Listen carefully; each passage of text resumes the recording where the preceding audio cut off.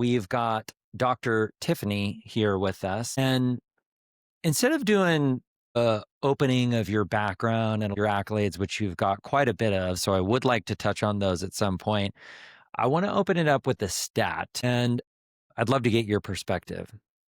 So roughly 15 to 20% of the population is apparently neurodivergent, yet only 60% of employers focus on neuroinclusion. 51% of those employers say that their culture is inclusive. However, only 30% of neurodivergent employees actually do not disclose out of fear of a stigma. So, Dr. Tiffany, why do you think that gap exists? Well, first, what's a neurodivergent person? I don't know. I'd love for you to tell Let's us. start with that. So, neurodivergent is somebody whose social norms and ways of thinking diverge from what we typically or social people believe that people should act and think. So, when we diverge from the normal. So, that's part of what we call the neurodiversity movement, which is about creating an environment where cognitive diversity is embraced and that we're not trying to fix or change people. We're trying to embrace these as differences in just the way humans are. So kind of less of a deficit model. So that's a little bit about neurodiversity. So neuroinclusion is when you create an environment within your organization to embrace that. So all kinds of minds are welcome, all the ways they think, all the ways they act, everything. It's okay. And so those are hard environments to create. So, and also even more difficult to measure. So back to the statistics. So yes, one in five globally have been called neurodivergent or identify as neurodivergent. So some of the, I call neurotypes that fall underneath that umbrella of being neurodivergent can be autism, ADHD, dyslexia, dysgraphia, OCD, bipolar, PTSD, and a lot of alphabet soup going on here, but it's really like you can be diagnosed, but you can also identify. So, and we can get into that reason later, but so that's kind of what I'm talking about with this group. So being neuroinclusive, all those different things. So your first statistic, once again, 1 in 5, we know are neurodivergent, but we get to that point where you talk about people disclosing. Disclosure is like the number one issue that almost comes up with every individual, and the decision and the personal decision to disclose in a company in the interview process later on in the career, or we're seeing more and more people late diagnosed in their 40s, let's say. And so now people have potentially had a career, they've been holding it together. There's a lot of what we call burnout, where people are just trying to do what they're supposed to do, but it takes a toll on them. It's exhausting. So we have all these people getting diagnosed late because there's more awareness of it. We're also seeing people's children getting diagnosed because there's more understanding of the criteria. And when their child's getting diagnosed, the parent's like, some of this sounds familiar. And they're recognizing oh, this was a little bit of what I did. This is me. And they're going after a diagnosis. Okay, so we have all these people who identify or are diagnosed at different points in their life with being neurodivergent. So now we get to the point of disclosure. So for the United States and for a little bit of Europe. And real quick, can you talk about what do we mean when we say disclosure? Is that me, kind of coming out of my neurodivergent closet and essentially admitting that I have or is that the employer identifying? What does that even mean? So disclosure is when you tell a company that you fall under technically the American with Disabilities Act. So those are things that prohibit you from living, working, and having a full life. And when you're asking for disclosure, you're usually doing it because you want some type of understanding that you may need supports to do the same work as everybody else, but no less expectations. So to disclose can be seen as a couple different ways. When you disclose, technically, it then becomes a legal thing for companies. I cannot, by the way, even just talking about this, right? If I was a neurodivergent person, which I don't know, maybe I am, right? That's probably half the problem. Maybe I am, maybe I'm not. I don't know. We'll talk about how you know if you're neurodivergent in a second here. But just even hearing this, I can see why so many people are afraid to disclose. Mm-hmm. right? I mean, even just being associated with the term of having to be labeled, disabled, right? That let alone, it's like, well, am I really disabled? Like I can still do everything physically and I can still work like everybody else. So I can see why this would be a Mhm. hard thing for people to do. Well, you brought up a good point is I can still do everything with my body. So disability isn't just that. The World Health Organization says 15% of the world is disabled. 94% of disabilities are non-visible. So just because someone's a wheelchair user, it does not mean that they're the only person in the room who may need some type of accommodation to do the same job as everybody else. So you think about non-visible and neurodivergence itself. You can't see it. I'm neurodivergent. Do you have any idea? I'm like, yeah, guess. How do you think I'm neurodivergent? First of all, I just met you, so I feel like I'm being put on the I'm spot here. totally putting you on the spot. And But that's the point. yeah. I take it this isn't your first rodeo. I would, if I had to guess, I'd probably say some level of being on the spectrum, Hmm. Okay. and to a certain extent, maybe whatever level of being on the spectrum makes you kind of an A-type personality. I don't know if that's a thing, but yeah, you honestly, you don't strike me as someone who would be neurodivergent, but that also goes to show how ignorant I am about Yeah. the term, right? No, and that's good to ask. So the one thing that I always start when I do keynote speaking or everything else is I'm apraxic. So that's a muscle movement disorder. You know how hard it is for me to talk? I have to totally force my mouth into different positions. So when I taping all day long, so my LinkedIn, I call them my voice Tiffany whisperer when I'm taping LinkedIn courses. When we get to a point and I have to put my mouth like convenience or something like that, we put smiley faces within this prompter. So I remember to put my mouth back Yeah. to get the word out. And sometimes, it's very frustrating because, the things are going on in my head, I can't get out of my mouth. So I'll be in audiences of thousands of people and I'll say, I'm going to need your help speaking. I'm going to need you. I'm going to do this because I can't get this to match it. I want you to help me. And that's okay.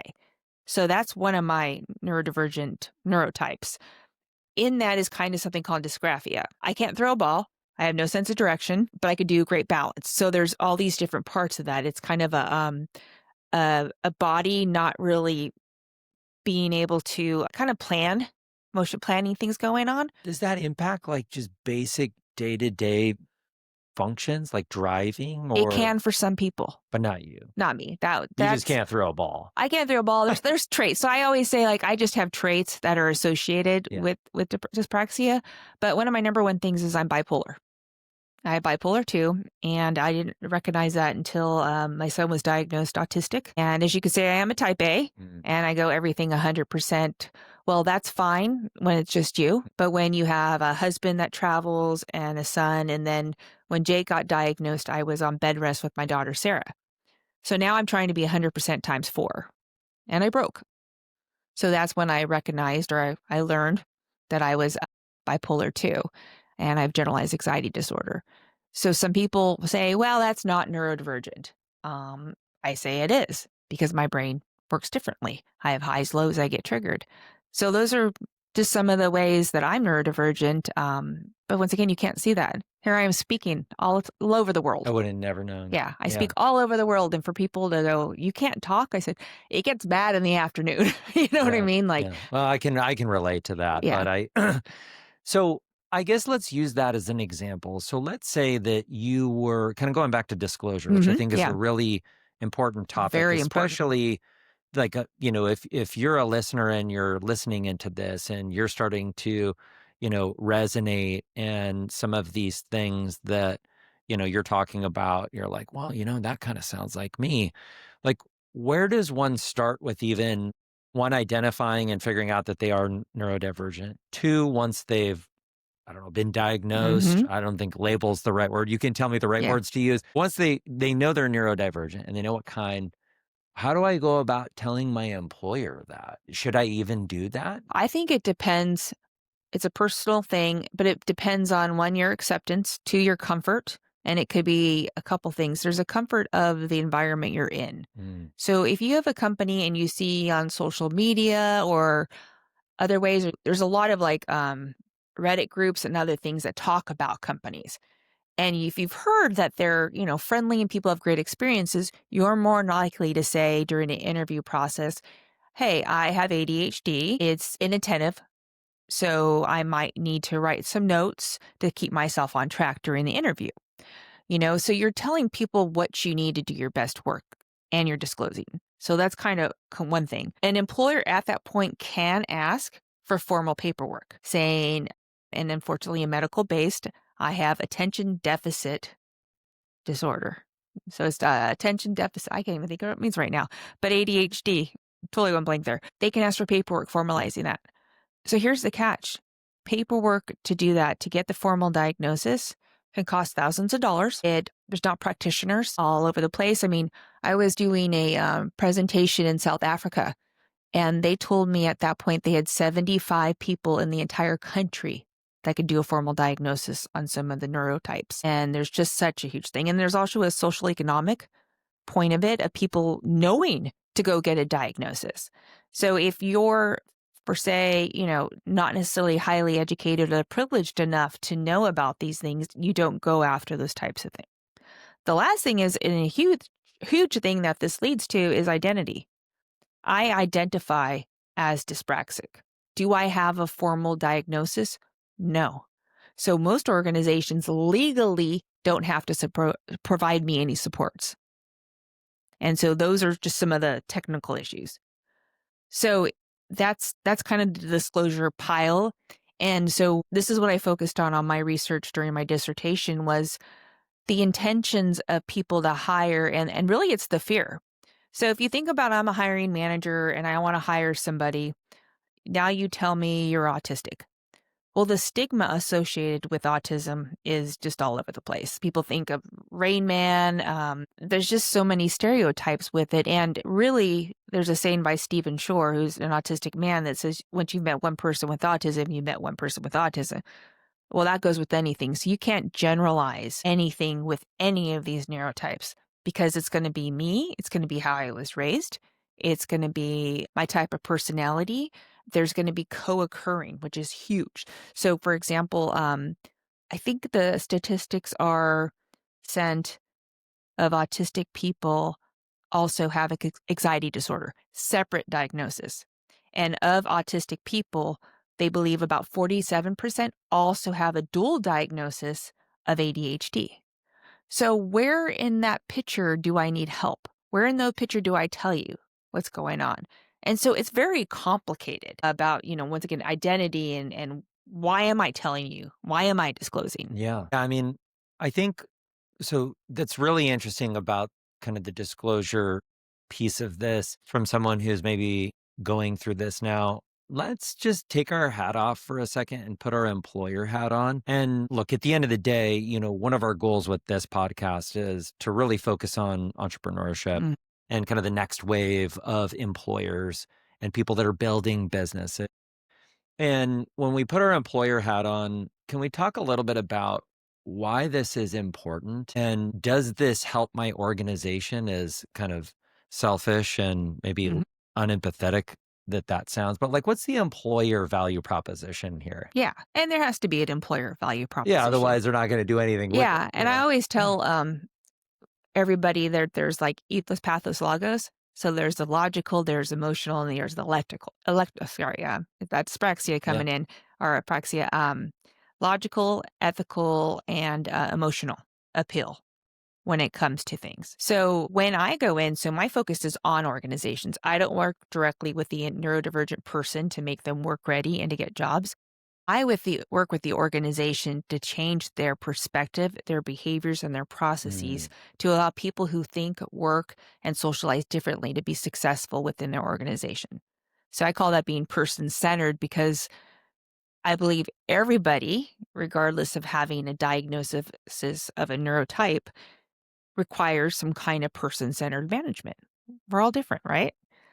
So your question about what can organizations do is a And good. also why? Why would an Why would they do organization that? do? Okay. Well, one, they're gonna do. I'm interested in the what Yeah. and how too. Well, why is because, well, you gotta think about 1 in 5 of your candidates are gonna be neurodivergent.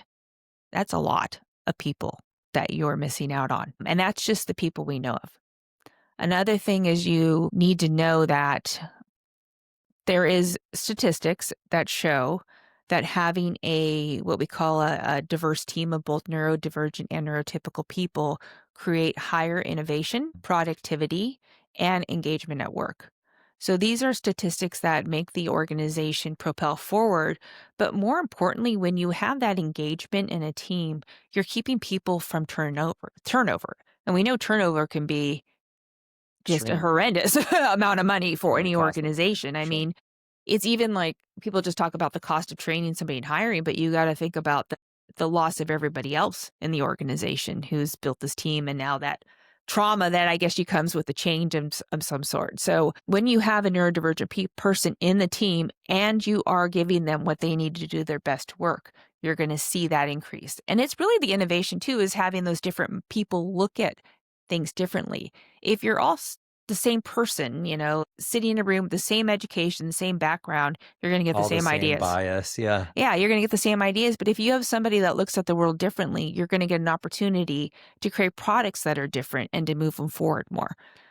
So that makes sense to me. And perhaps this is more the challenger type question of Hmm. our interview. But, you know, a lot of interesting stuff happening with DEI right now, right? And meritocracy, kind of the friction that comes between those two worlds, right? I guess on one hand, if I'm the employer and my number one job is to hire the best people for the Hmm. job, right? So I'm not saying I agree with this. Let me be very Okay. Yeah. clear, but very curious to get your perspective. Why does it matter that I know that you're neurodivergent or not if you can get the job done and specifically get the job done well? Yeah, it doesn't matter. You got to think about so just because you want to be an inclusive hire doesn't mean you lower standards in any way. What it means is that you give everybody in your team what they need to do their best work. So if It's more I about the resources for the exactly. employee. Well, look at the context of something. I can go into one job and need no support. I go another job and have some boss that's just not necessarily, or some We've all been there. Yeah. coworkers or something else, and I might need support there. But when I was in this other context, this other environment, I was awesome. I didn't need anything additional because it was built into the way we did work. Mm. But if I go to another environment, it's not. So contextualizing everything is where it comes into play. So me as a person going in this organization, there's a whole new thing being created. And that's what you need to support. And can you give us that was a great answer, by the way. Can you give us some examples? I'm an employer. I don't know, $100 million business, 500,000 employees. Based on the data, I am extremely likely to already have employed people that are probably neurodivergent, whether they've disclosed or not. Hmm. What are some resources and tools out of kind of your playbook that you would recommend to my organization to create a more inclusive? Is it the way I design my floor plan? Is Hmm. it like the way that I conduct my one-on-ones? I'm just kind of like, what are some of these examples? Yeah, no, I mean, it's the whole employment experience. It needs to be touched by these things. Mm, So a lot of companies focus on I want to hire people that are some diversity they're going at. I call it your bucket of the day of diversity you want to hire. But they never think past that hiring to being successful and retaining employees. We need to retain people, and that needs to be built into the structure. So it comes one from having inclusive language, language that allows people to feel that they're not being offended or pigeonholed. And it's hard to come up with inclusive language because your opinion of inclusivity and mine are not the same. And that's the hardest thing about this is it's such the eye of the beholder.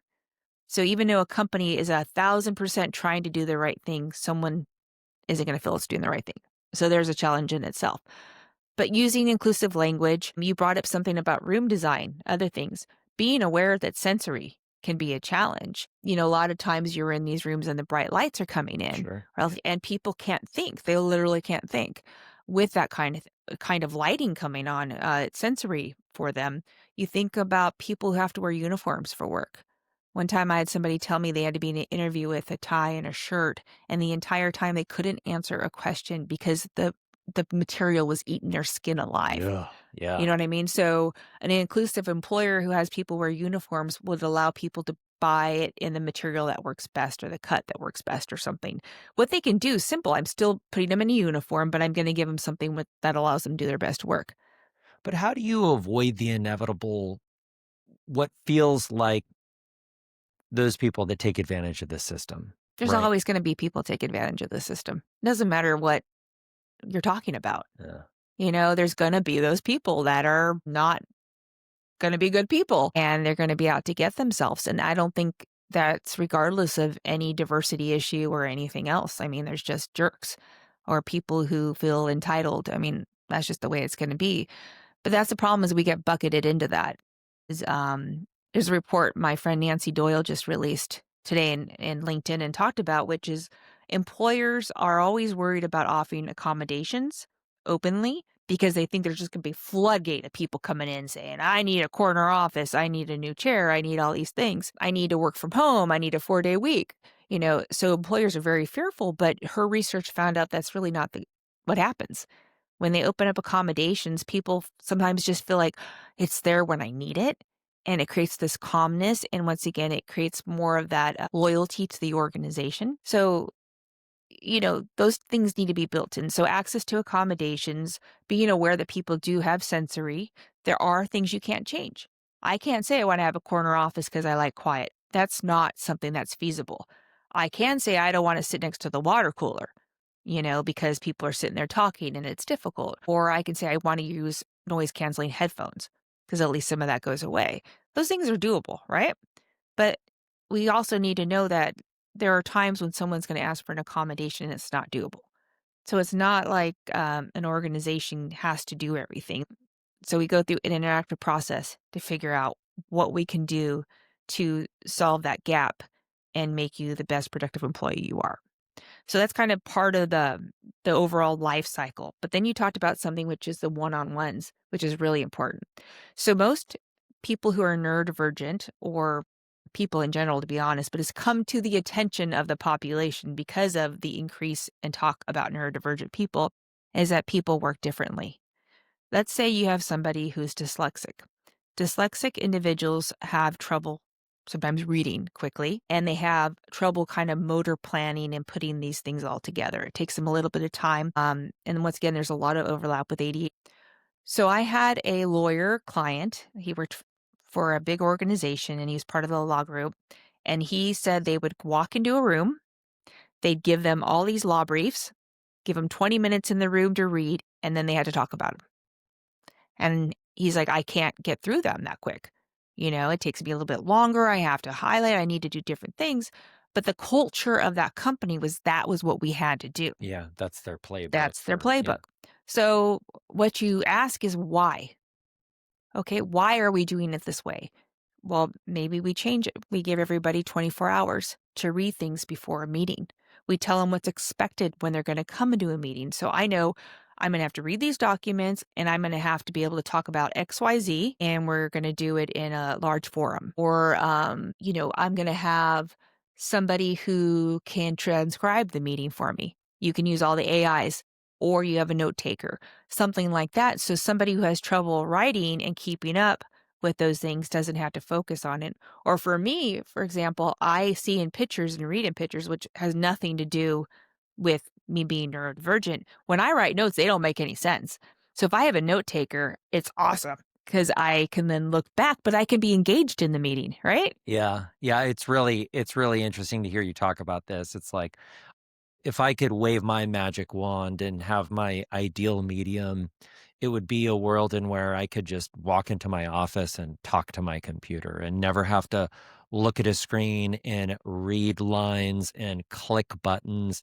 Something about that drives me crazy, right? But in a world where I can, like, the chat GPT voice mode now, Mhm. I mean, that was just like, when that came out to me, I was like, oh my gosh, what if this is the way that computers could be used? What if I never had to click on a computer again? Mhm. It's like, research this, do this. Because I think my skill set is like, I'm very good at articulating.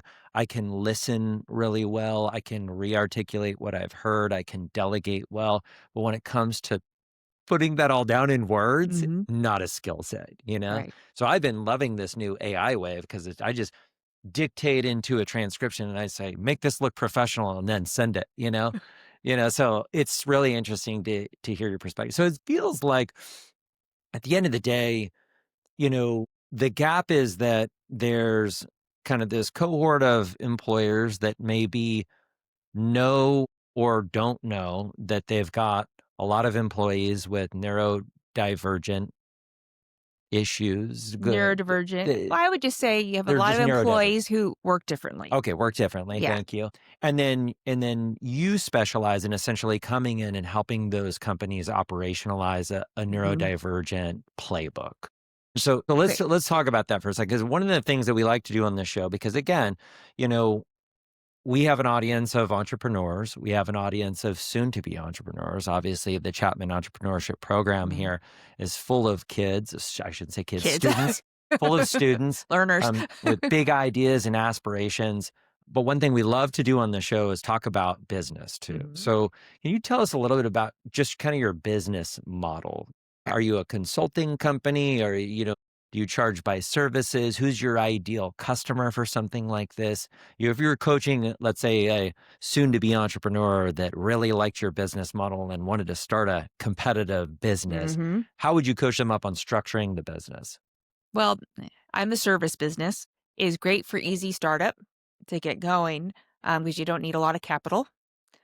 But when you're doing a service business, it all comes from credibility and connections. So that is something that takes time to build.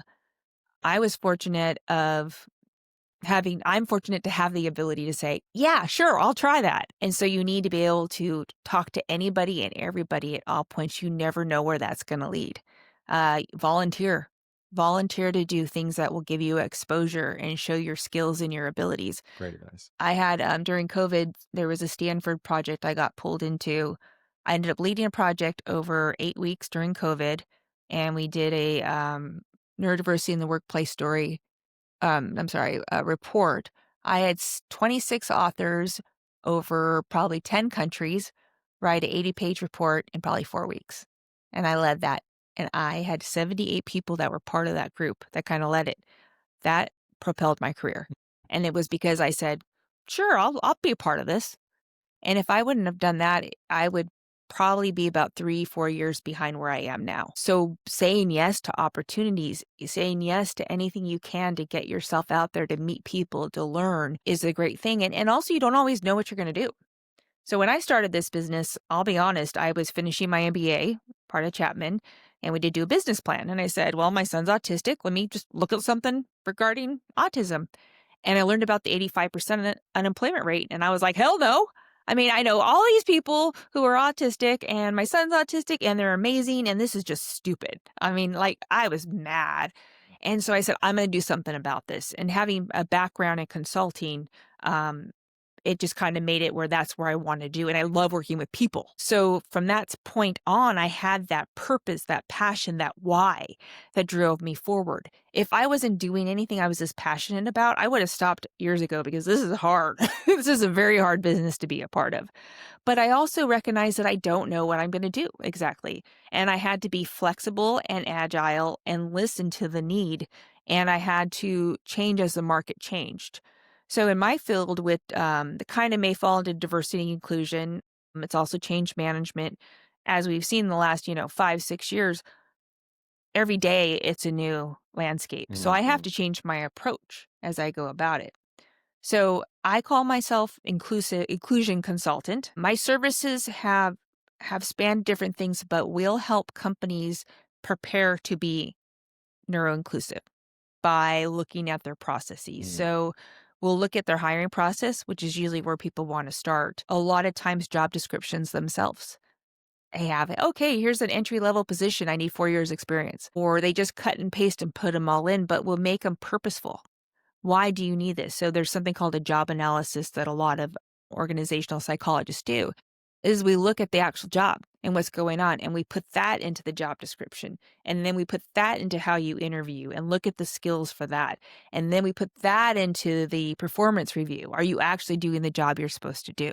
So it's kind of keep pushing that purposefulness into what you're doing and take away all the fluff, because people will perform better when they know what's expected from them. So that's kind of what we do. We push through the organization, that whole part. But one part that's really important to me is line manager training. Do you know 44% of line managers aren't trained at all? People say, "You're doing great at your job. I'm going to go ahead and put you into management." And people will be like, "I don't know anything about managing people. I might have been great at, making divots, but I don't know how to manage people about making divots and budgets Yep, and very things different like that." thing. So, we try to train managers about people and working with people and how to grow your teams and how to recognize differences and make those connections, because that people part of management, that's the key. The other stuff you can learn, but you can't learn people on your own all the time and how to manage people, because once again, we're all different and the Yeah, context always changes. yeah. So, Well, and I think a couple things really stand out there to me. One is, you identified your purpose and your passion, but it wasn't necessarily crystal clear to you initially. it still changes every day. Yeah, but, and I think that would resonate really, really strong, especially with kind of the student base here, and a Right. lot of students in this program who get put into these kind of, all of the amazing vehicles that we have here, like the accelerator program and Mhm. things like that. But I'll even have conversations with them and, they've identified a problem, they've come up with a solution. And then you ask the inevitable, well, how'd you come up with this? Is this like something that happened to you when you were young? No, I just like it was a problem and we've come up with the solution. And you can immediately tell that there's no passion for what they Mhm. do. And then you said something really important, especially to aspiring entrepreneurs, which is it's important to have a passion because it's hard as hell to be an entrepreneur, right? And so along the way of you out there just constantly pivoting your business and kind of, changing your value proposition with the pain points of the times, you kind of need a little bit of fire under you in order to get through a lot of the peaks and valleys of being an entrepreneur. And I think finding a passion is crucial in that. Can you talk a little bit about why you are so passionate about that? I know you've got a little bit of I think you're maybe was divergent. My son, who's now 24 and here at Chapman, was diagnosed autistic at 2. Okay.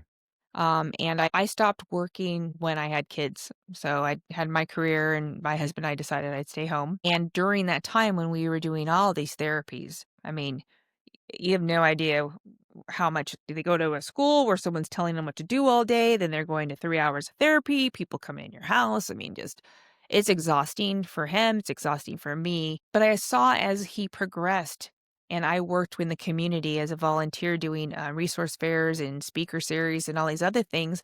I got to meet all these amazing families and individuals who are disabled or neurodivergent. So having that people in here and then learning about that unemployment rate, it killed me. I mean, I literally remember the moment of the room spinning and like, what the heck? So that moment was that pivotal moment to me where I said, "No, no, this isn't okay. I'm gonna do something about it." And so I really sat there and said, "Okay, where do I start?" And so I started by finding out really where the gap is. You got to figure out we need to have a gap. You got to be filling a gap as a startup or anybody really. But if you're an entrepreneur, fill a gap, but you need to know what that gap is. And you need to do a lot of research. You need to talk to a lot of people. They have that minimum viable product. You have to build a little bit and put it out there and not invest all your times building all these huge things, because you need to see what's going to work. I started out looking at, hey, just unemployment rate. So I engaged in my PhD program as an organizational psychologist, and I started doing research just really looking at autism unemployment. But I recognized there was so much more. There was such a fear from businesses about doing it wrong. a fear about that disclosure, just so much the businesses didn't know and they weren't able to support. So all these services and all this energy is going into the individual who's autistic or ADHD, but no one's putting the energy in the companies. So I was like, dun da da, gap. So what I did is I worked on saying, okay, I'm not going to work with individuals who are neurodivergent because I know there's a lot of help there. But these companies need somebody like Yeah. me who knows organizational psychology. I have an MBA. I worked in technology startups and I know these people and I can come in here and make change.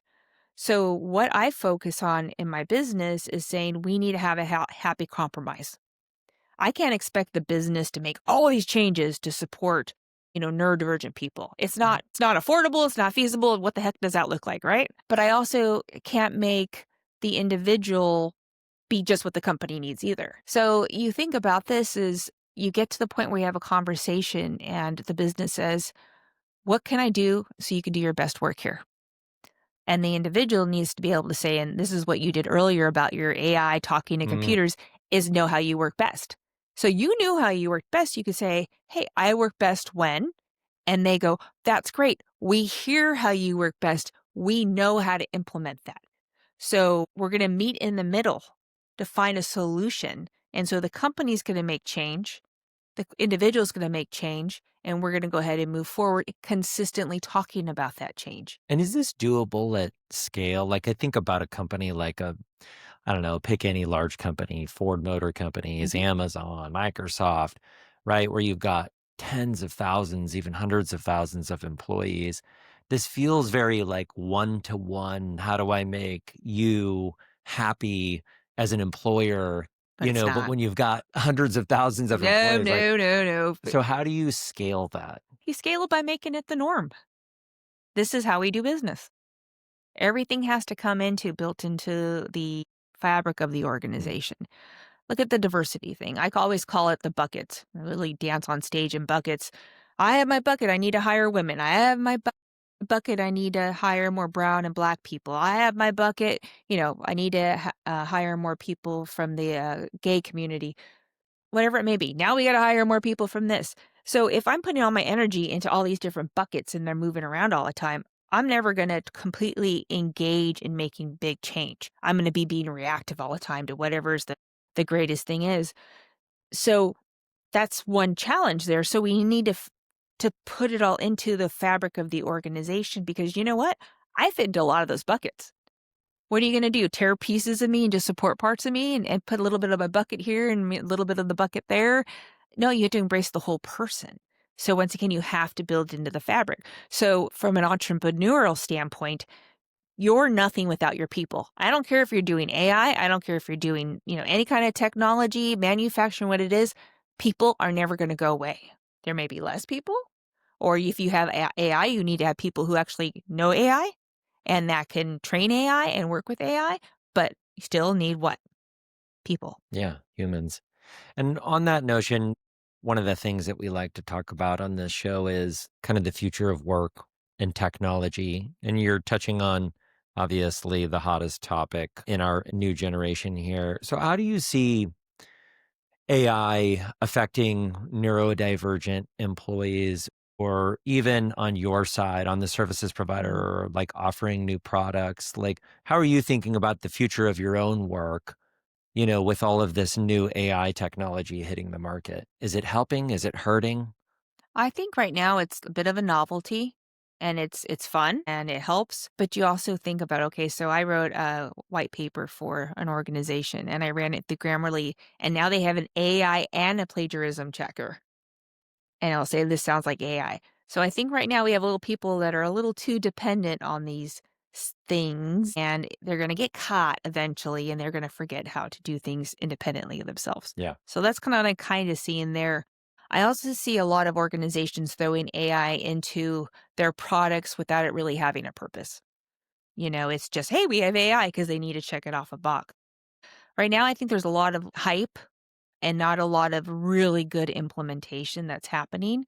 And it's because people aren't really sure how it's going to go to their core business. It's going to take some time. And I do think organizations are doing that, but I don't think it's there yet where it's actually out 'Cause I mean, we gotta build the data centers, we gotta the changing models, there's a Mm, whole lot going on there. From a services perspective, it's changed the way I market, to be honest. So, my website and one of my partners in crime, he doesn't like a lot of language on the website, and we fight about this. So, now I've had to go through every, like, social media post I have, I'm putting in this new, like, written flow hub, and I've taken all my carousels that were just some text, and I've had to write about what they mean. mm. So, the crawlers for AI will go through my website and see more language that they'll pull into it. So, it's not about just SEO right now. This is about, like, everything. Sure. So I've had to change the entire way I market and build my website. Content, content, content, my website, not going to social media anymore. So before LinkedIn was my only really way I did things because I That's where thought your audience that's where is. my audience Sure. is. I have LinkedIn Learning Instructor. I have a lot of um, visibility there. But if I want to get visibility by people saying, hey, I want to be more neuro inclusive, I now have to change the entire way I do my website. And I've also find that now with you brought up the DE&I Mhm. changes. I've already started. I was ahead of the game on this, thank goodness, on being person centered and getting away from language such as neurodiversity or anything else that could fall into that.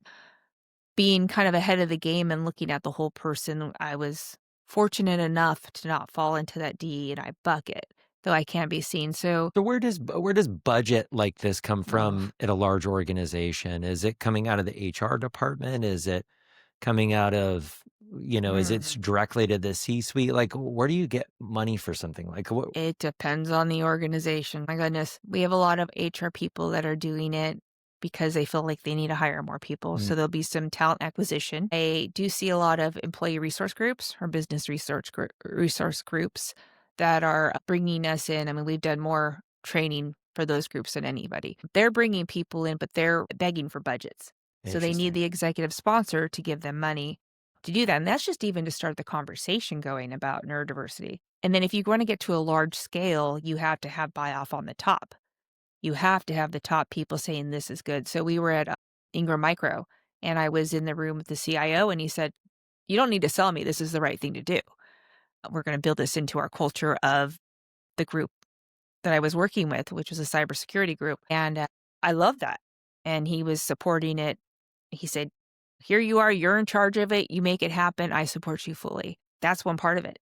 That's where the budget goes, but you know what? It's useless if they don't put the budget to once again train the line managers, the Yeah. people that are on the line. So the budget stuff is hard because it's such a big change. So usually it's very small projects and they want to kind of try a little bit, see Yeah. if it's going to work. That's usually what it is. It's one department at a time. It's very slow going and the sales cycle can be years. Yeah, I was gonna say, it sounds like a pretty complex. It's painful. I mean, Yeah. I'm lucky the relationships I've been able to build, but I gotta keep nurturing those relationships, and those people bring me into the organizations, and they vouch for me, and that's once again by putting myself out there and talking to people, and it's not something for a shy person. Well, I think it's a big part of it's creating awareness too, right? I mean, I've learned a ton just in this short conversation with you. What is neurodiversity? Why does it matter Mm. in the workplace? I think the biggest thing that stands out to me is kind of the line manager piece of the equation here, which is, to your point, a lot of these line managers get promoted without a lot of leadership training and people management skills. If every manager changed, I don't know, one behavior tomorrow, in your opinion, what do you think that would be based on what you know about your skill set? To change one behavior, a debrief. Hmm, We go into a meeting. Let's debrief afterwards. Are we all on the same page? Do we understand what's expected? Is there anything I can do? love that. Those debriefs are amazing. And there's actually a book I'm reading. It's written by a pilot. And what they talk about is after all the flying in the Air Force and everything else, they debrief and talk about every single aspect of what happened. And that's how they're able to move forward and be precise. And I think that's the important thing. Like, are we all seeing apples here. And if managers could take the time to make sure everybody's on the same page after conversations or everybody understands expectations through a debrief, you know how many problems will go away? That is such a powerful recommendation and something that, as someone who's kind of lived and operated in a large enterprise organization for a long time, I couldn't tell you the last time that there was a quote unquote debrief after, especially a large meeting with a Mhm. lot of people on. Well, what's the format for that? Just curious. I mean, would you debrief individually after the fact, or are you ending the meeting a little bit early and kind of providing an I open think it forum? depends on kind of the management style. Sure. It also depends, like, are we sending meeting notes out? Then we can debrief. Do those actually, we all agree on those things? If it's a small meeting, the debriefing could be really casual. It shouldn't be a really big, like, formal other meeting. It needs to be just a meeting of the minds. So if it's, a team coming together and talking to a few and then going and saying, "Hey, are we understanding this correctly?" And if it's okay to do that, it's okay to say, "I'm not sure if I understood everything right in this meeting. Can we go over it? I want to do a little debrief." Yeah. I feel comfortable saying that to you as a manager. That means you're a good manager and you're being person centered. I love that. Well, as we're getting closer to kind of wrapping up here, talk to us a little bit about grit and flow, where you're at now, and kind of what your vision is for the future of that. Are you continuing to kind of stay the course, and really what's next for you? How are you thinking about, Yeah. the future and opportunity and capitalizing Uh, on it? there's been a really slow go this year when Mm, it comes to things. It's kind of been holding on and focusing on writing. And I'm a researcher and trying to get some papers published and other things because there's no work right now in this area because of the fear of DE&I. People are reluctant because the economy, there's just a lot of uncertainty in the workplace right now. So it's not something people are engaging in. So I need to prepare for when they are.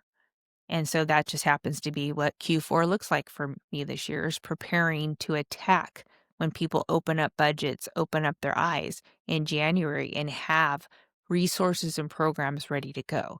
So I am updating my website, talking about coaching small groups, talking about doing more speaking, setting up the person centered manager certification program we have, revising it, doing thought leadership about employee resource groups, but also about um, the change from what we talk about DEI, then we get to corporate social responsibility, then we get to environmental social governance. What's all that look like, and what's it coming down to the people? Make people start thinking. Get the attention more of people that are buying the product instead of like most of my followers are neurodivergent people, mm, and I'm wonderful. I'm not complaining because I love interacting with all of them, but I need people to buy my product. yeah. And so my focus right now is getting more in the face of people that are going to buy. And what does that look like? So that's kind of my whole thing is like thought leadership. Where am I going to catch people? And where am I going to get to the point where I can not just be this neurodiversity person, but I can be a real change agent with an organization. So I'm trying to almost change my identity Interesting. because I don't want to be pigeonholed into just one group. And it's something gradually. Well, and I think you bring up something really important for entrepreneurs and really anyone selling a service, a product, a solution is that you really need to define your audience. And, someone recently said something that really struck out to me when they were talking about thought leadership and how to create good thought leadership. And they talked about it in the form of, identify your audience of one, right? If you had, gun to your head, you can only be speaking to one person tomorrow. Who would that person be? And it really got me thinking. It's like, in my world, well, who buys, enterprise level PR technology? Well, it's probably the vice president of corporate communications. And then you go real deep. Well, what does that person care about? And what do they think about? And what do they lose sleep about? And those are the things that you Hmm. start to write about. Those are the topics that you start to cover on your, podcasts. So it's really interesting to hear you think about that. Yeah, you do need to talk to the people who actually buy your stuff, right? Because you got Hmm. plenty of end consumers who have neurodivergent traits, right? But at the end of the day, you're a business. You need to find money and you need to sustain and grow, ideally. That'd be So, nice. yeah, Bonus. exactly. Well, any parting words of wisdom to the next generation of entrepreneurs or anyone maybe thinking about starting their own business, a consultancy? Thoughts? Yeah. Once again, you have to have the passion. You have to be very careful with your expenses. So there's so many software subscriptions, Yeah, cash flows the cash hardest flow. part of You a gotta small watch it business. Yeah. because, you gotta watch your salaries. You gotta watch who you're bringing in. You can't hire too fast. I did that. I wanted to be a neurodivergent friendly employer and I hired too many neurodivergent people real quick and I didn't have the business to support it. Yeah. So my good heart got me in trouble in that way. So you need to watch out on when it is to grow and not grow. You might Mhm. be a solopreneur longer than you'd like, and it is a lonely, lonely business.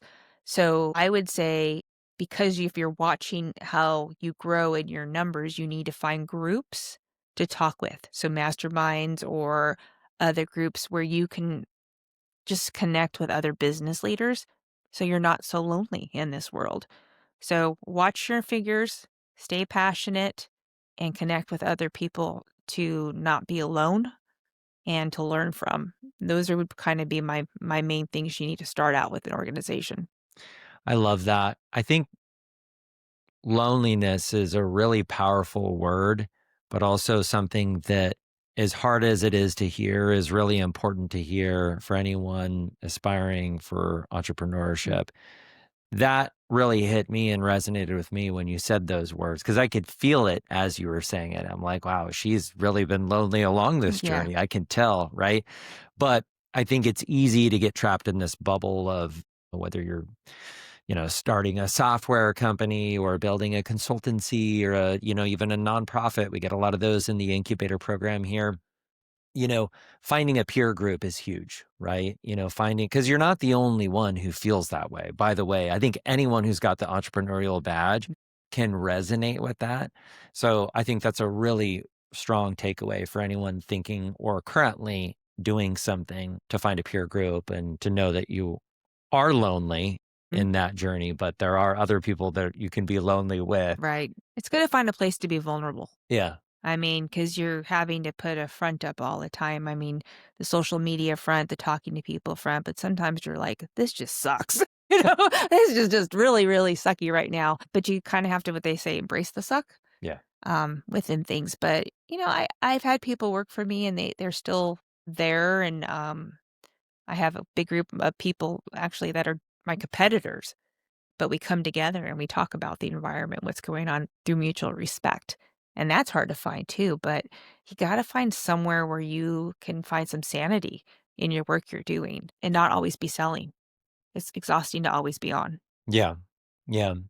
Well, first of all, Dr. Tiffany, I just want to say thank you so much for joining us. And I'd like to also just give you a little shout out because you are an organizational psychologist. You are the founder and CEO of Grit and Flow. You have also trained more than 200,000 leaders, which I think is important to point out through LinkedIn Learning. If you haven't done LinkedIn Learning, I would highly recommend it. I've done a handful of courses myself and probably learned more than I did in university classes.